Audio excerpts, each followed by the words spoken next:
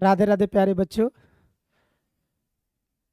बहुत सारे बच्चों का हमेशा क्वेश्चन रहता था और हमेशा कमेंट रहता था कि भैया थोड़ा सा साइंस का लॉन्ग क्वेश्चंस के बारे में बता दीजिए कि कौन कौन से एग्जामिनेशन पॉइंट ऑफ व्यू से क्वेश्चन इम्पोर्टेंट होंगे। भाई हम सोचे कि चलिए आज आप लोगों को नज़दीक बहुत एग्ज़ाम नज़दीक आ चुका है तो हम कुछ क्वेश्चंस गेस कर देते हैं। लेकिन उसके पहले सभी बच्चों को मैंने जहाँ तक मुझे मालूम है कि सभी लोगों को सिलेबस के बारे में जानकारी है, ये है एग्ज़ाम पैटर्न के बारे में भी उनको जानकारी है कि 40-80 नंबर्स के जो क्वेश्चंस होते हैं जिसमें 20 नंबर का प्रैक्टिकल होता है, 80 नंबर्स के जो आपके थ्योरी होते हैं जिसमें 40 वो ऑब्जेक्टिव होता है, जिसमें लगभग 27 नंबर का क्वेश्चन रहता है किसमें फिजिक्स से, 27 बायो से, 26 केमिस्ट्री से, जिसमें 40 क्वेश्चन ही आपको करने होते हैं ऑब्जेक्टिव में। उसी तरह से आप लोगों को माने ऑब्जेक्टिव की तो कोई चिंता है नहीं, क्योंकि ऑब्जेक्टिव अगर फिजिक्स और केमिस्ट्री आपका मजबूत है तब भी 40 को पकड़ाएगा, बायोलॉजी और केमिस्ट्री मजबूत है तब भी पकड़ाएगा। लेकिन सब्जेक्टिव के लिए तो आपको बात करना पड़ेगा, हमको भी बात करना पड़ेगा और आपको मेहनत भी करना पड़ेगा। तो सब्जेक्टिव में लघु उत्तरीय प्रश्न दो थी, आपको 4-4 करने, 8-8 को दिया जाएगा। तो यानी कि 4 क्वेश्चन सब में करना है। ये नहीं है कि आपको बायोलॉजी में 8 को कर लिए, केमिस्ट्री में 8 को कर लिए, ऐसा नहीं संभव है। आप क्या करोगे, सब में 4-4 क्वेश्चन ही करने हैं। तो फिजिक्स के 4 क्वेश्चन, बायोलॉजी के भी 4 क्वेश्चन और केमिस्ट्री के भी 4 क्वेश्चंस आपको क्या है शॉर्ट में कंप्लीट करना है, जिसमें तो 4-4-8 चढ़ते ही 12-12 क्वेश्चन होंगे, अर्थात 24 नंबर। 16 नंबर लॉन्ग क्वेश्चन से होंगे। तो लॉन्ग क्वेश्चंस में क्या होंगे, तो एगो 6 नंबर का आपको फिजिक्स से क्वेश्चन रहेगा और 5-5 नंबर का फिजिक्स और फिजिक्स करे केमिस्ट्री और बायोलॉजी से होगा। तो 16 नंबर्स, और मैं दावे के साथ कह सकता हूँ कि 16 नंबर में 16 नंबर पक्का है आपका, यदि आप इतना क्वेश्चन पहले से कवर किए हैं और इसी को करना। 16 नंबर्स में 6 नंबर फिजिक्स से, 5 नंबर केमिस्ट्री से और 5 नंबर बायो से। ये आपको इतने क्वेश्चंस हैं, जिसमें 2 फिजिक्स के दिए रहेंगे, 2 केमिस्ट्री के रहेंगे, 2 बायो के रहेंगे, जिसमें से एक क्वेश्चन आपको करना है। तो हम लोग चलते हैं। सबसे पहला नंबर हम फिजिक्स के पूरे चैप्टर से देखेंगे कि फिजिक्स के कितने ऐसे क्वेश्चन जो मेरे अनुसार, मेरे अनुभव के अनुसार पर, या जितने भी क्वेश्चंस बैंक में अभी तक क्वेश्चन पूछे गए हैं उसके आधार पर मैंने अवलोकन किया है, ऑब्जर्व किया है, तो देखा है कि कौन कौन से क्वेश्चन आने की चांसेस ज़्यादा है। आप इसको 2-3 दिन बचे हुए टाइम के अनुसार देख लीजिएगा। लेंस सूत्र, लेंस सूत्र अर्थात 1/F बराबर 1/V माइनस 1/U। आप इसको उत्तल और अवतल लेंस, खास करके उत्तल लेंस में देख लीजिएगा। इस तरह से उत्तल और अवतल लेंस में इसको एक बार साबित करके आप लोग प्रैक्टिस कर लीजिएगा। दूसरा, गोलीय दर्पण में इस तरह से 2024 में भी आया था, लेकिन अबरी बार भी पूछे जाने की चांसेस रहेगी। F बराबर R/2 या R बराबर 2F। अब देखिए गोलीय दर्पण लिखे हैं तो इसमें उत्तल भी और अवतल दोनों में एक बार आप लोगों को माने गहन अध्ययन करके एक बार प्रैक्टिस करके जाना है। फिर मानव नेत्र का सचित्र वर्णन, इस पर थोड़ा सा अगली बार फोकस कीजिएगा। मानव नेत्र के सचित्र वर्णन, यानी मानव नेत्र क्या है उसका चित्र बना दीजिएगा, उसके सारे पार्ट्स लिख दीजिएगा, बस हो गया।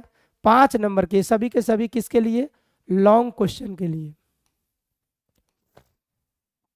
उसके बाद दृष्टि दोष क्या है, दृष्टि दोष के जो मुख्य रूप से 3 कार्य दोष है, निकट दृष्टि दोष, दूर दृष्टि दोष और जरा दृष्टि दोष। इसमें तो यानी कि 2 ही दोष के बारे में, निकट दृष्टि दोष और दूर दृष्टि दोष, यानी कि हमने लिखा है एवं उनके कारण एवं निवारण की व्याख्या चित्र सहित। यानी कि आंख में अगर निकट दृष्टि दोष है तो दोष के 2 कारण जो हैं उसको स्पष्ट लिखना है। पूछेगा निवारण कैसे करते हैं, तो यानी चित्र बना करके उसको निवारण, क्योंकि 5 नंबर का क्वेश्चन है, जैसे क्वेश्चन पूछेगा तो दृष्टि दोष। उसके बाद नेक्स्ट क्वेश्चन आपको 5वां, वर्ण विक्षेपण और इसका सचित्र वर्णन, बैजानी पीनाला या विबग्योर। इसी में एक प्रिज्म का भी आता है, प्रिज्म का यानी किरण आरेख खींचे, वो 2 नंबर में क्वेश्चन पूछता है।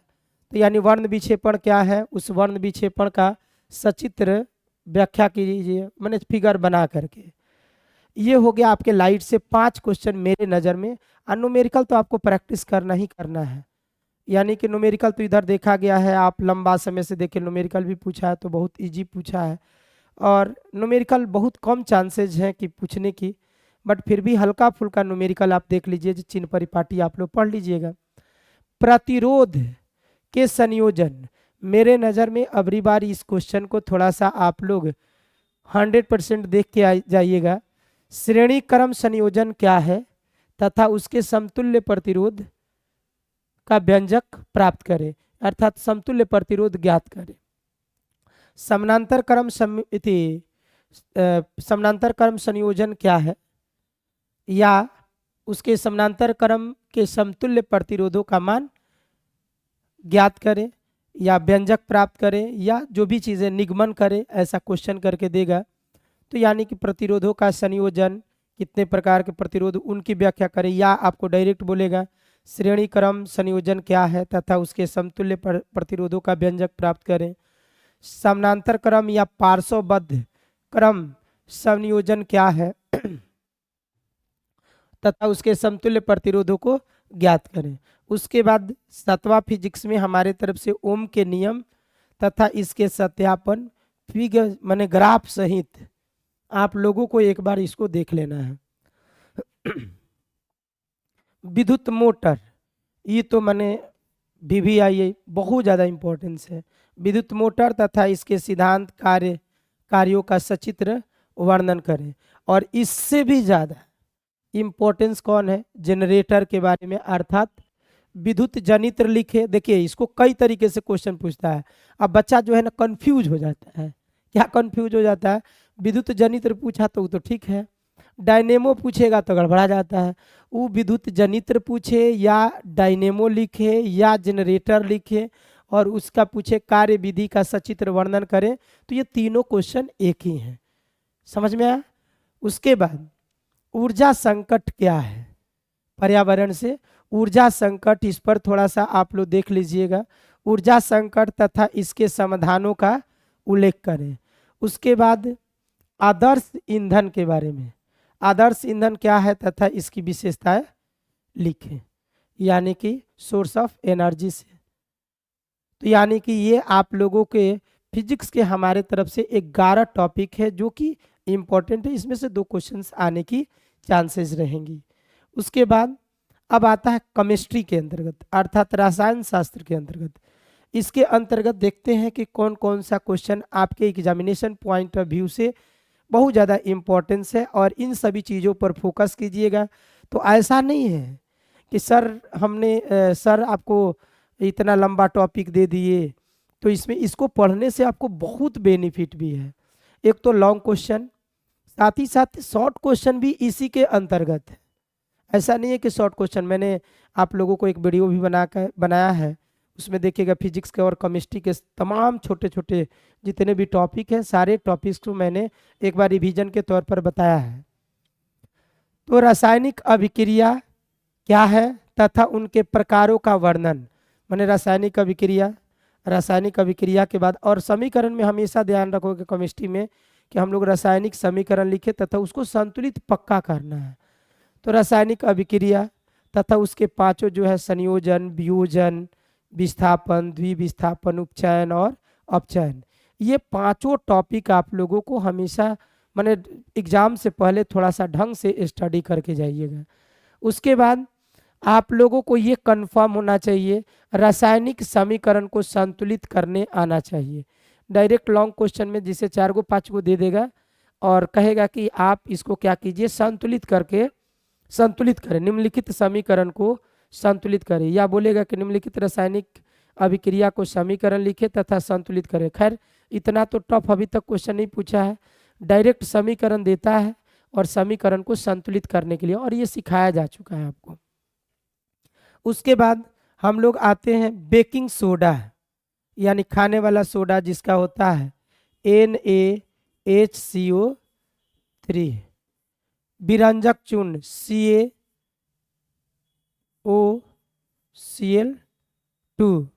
Plaster of Paris CuSO4 × 12H2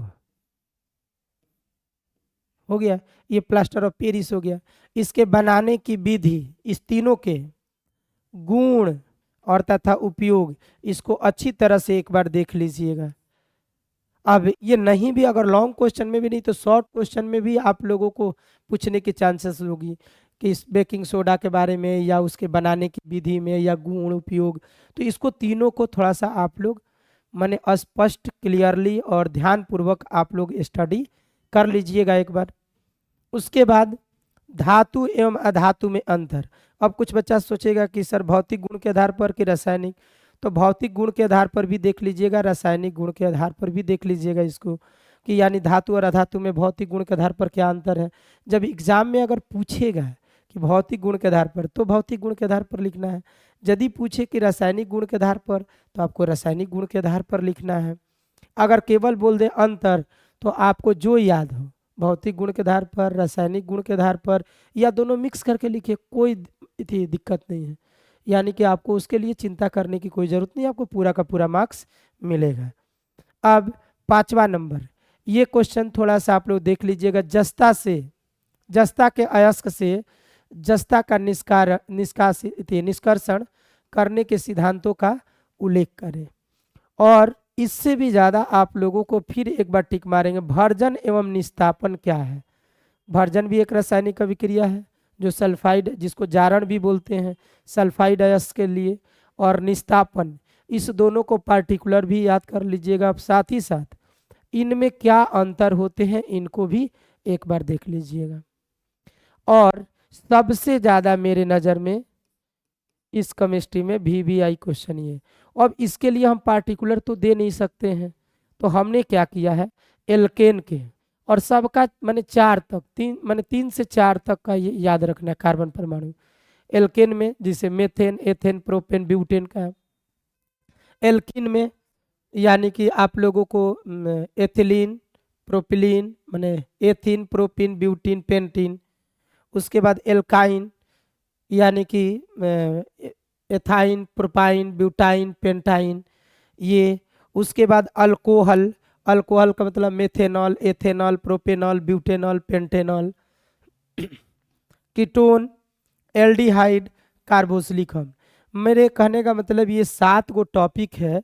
इस 7 टॉपिक के साधारण नाम, IUPAC नाम माने यूपेक नेम, और तथा उसकी संरचना आप लोग अच्छी तरह से एकदम गहन अध्ययन करके जाइएगा।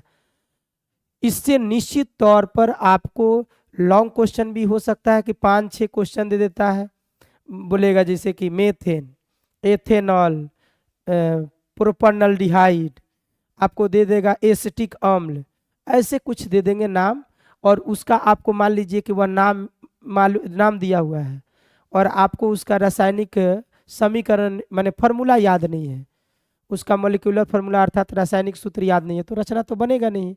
तो इसलिए आप लोग थोड़ा सा इसको ढंग से याद कर लीजिएगा।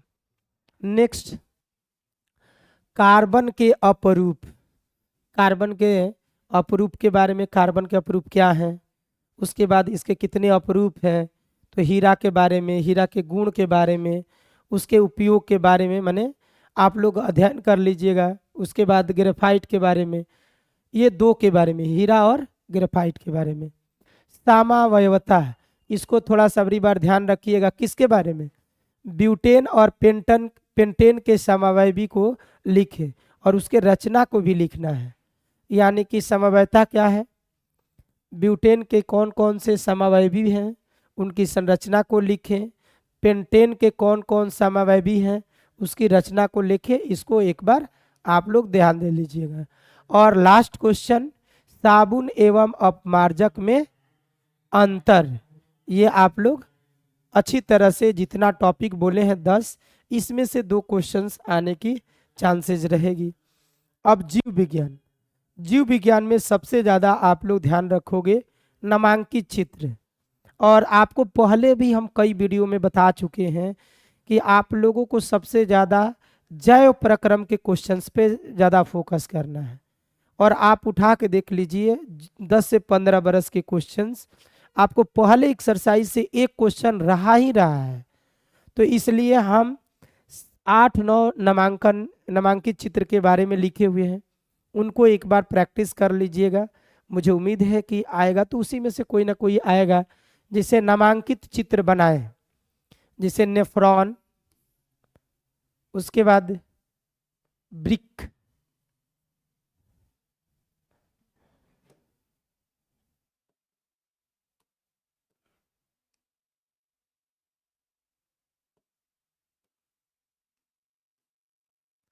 ब्रिक के बारे में, उसके बाद श्वसन तंत्र, मानव पाचन तंत्र, हृदय के आंतरिक संरचना, आहार नाल, मानव मस्तिष्क, नर जनन तंत्र और मादा जनन तंत्र। ये 9 गो को नामांकित चित्र, जिसमें हमको उम्मीद है कि बहुत सारे बच्चे जो बायोलॉजी, ये केवल लॉन्ग क्वेश्चन के लिए ये आप लोगों को इतना का नामांकन चित्र, नामांकित चित्र माने चित्र बना करके सबका पार्ट्स को क्या करना है, यानी कि उसको लिख देना है। और साथ ही साथ उसके बारे में थोड़ा सा हल्का फुल्का चित्र बनाने से पहले, नेफ्रॉन है तो नेफ्रॉन के बारे में, ब्रिक के अगर बारे में लिख रहे हैं तो ब्रिक के बारे में, श्वसन तंत्र क्या है उसके बारे में लिख करके नीचे पूरा उसका क्या कीजिएगा, चित्र बना करके उसमें नाम इंडिकेट कर दीजिएगा। नेक्स्ट, ऑक्सी श्वसन और अनाक्सी श्वसन में अंतर लिखें एवं अनाक्सी श्वसन की क्रिया विधि को लिखें। इसको थोड़ा सा ऑक्सी और अनाक्सी को देख लीजिएगा। प्रकाश संश्लेषण, ये आप लोगों के लिए भी है। अब इसमें हम अधूरा क्वेश्चन लिखे होंगे। अब प्रकाश संश्लेषण से गैसों के आदान प्रदान के लिए प्रयोग के बारे में, क्लोरोफिल से रिलेटेड पूछता है, तो प्रकाश संश्लेषण से रिलेटेड जितने भी क्वेश्चंस हैं उसको थोड़ा सा माने गहराई से जाकर के डीप पढ़ लीजिएगा।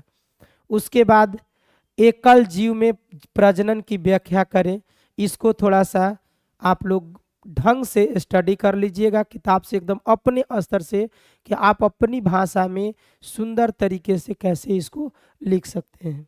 नेक्स्ट, नर तथा मादा जनन हार्मोनों के नाम एवं कार्य को लिखें।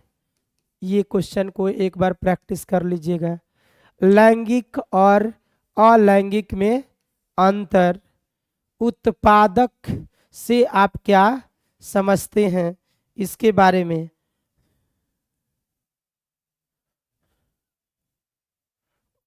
हो गया। तो ये 7 गो टॉपिक आपके किसके हैं, बायो के। तो यानी 7 टॉपिक नहीं है आपको, ये अगर दिखता होगा कि 7 टॉपिक है, तो आप देखिए ये बड़ा बड़ा टॉपिक है। और सबसे ज़्यादा हमारे समझ से इसी पर फोकस करना है आपको। उसके बाद आक्सी और अनाक्सी वाला देख लीजिएगा, प्रकाश संश्लेषण का। उसके बाद ये नर और मादा जनन हार्मोन के नाम और क्रिया विधि। उसके बाद ये लैंगिक और अलैंगिक, तो मान लीजिए कि वो शॉर्ट क्वेश्चन में भी पूछने की चांसेज है। जब 7-8 क्वेश्चन आप टॉपिक पढ़ लोगे तो शॉर्ट क्वेश्चन के लिए भी आप अच्छी तरह से तैयार हो गए हैं। तो आई होप कि आप लोगों को निश्चित तौर पर ये आप लोगों के लिए ये वीडियो जो है यूज़फुल है।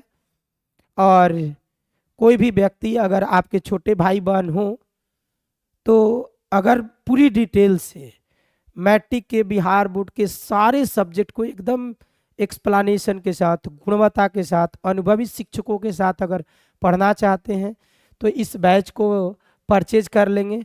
और इसमें और भी बता दे रहे हैं कि मार्च में बैच शुरू होगा।